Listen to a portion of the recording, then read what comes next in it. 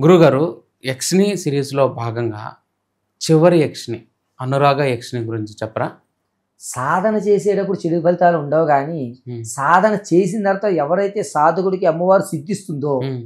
అతన్ని ఎవరు ఏమి చేయలేరు. ఓకే. అర్థమైందండి? హ్మ్. అతన్ని ఎట్టి పరిస్థితుల్లో ఎవరు ఏమి చేయలేరు. హ్మ్. అతన్ని చెడగొట్టలేరు. హ్మ్.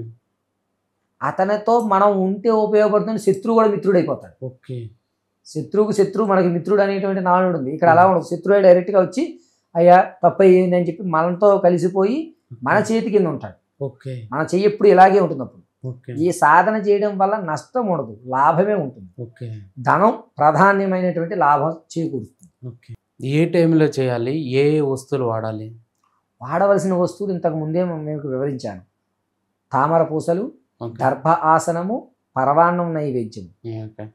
అయితే ఈ సాధన చేయడానికి పసుపు వస్త్రం కానీ హ్మ్. లేకపోతే మెరూన్ కలర్ వస్త్రాన్ని కానీ ధరించాలి. ఓకే. ఇంకొకటి ఏమిటంటే అనురాగ యక్షిణి చేస్తున్నంతసేపు కూడా హ్మ్.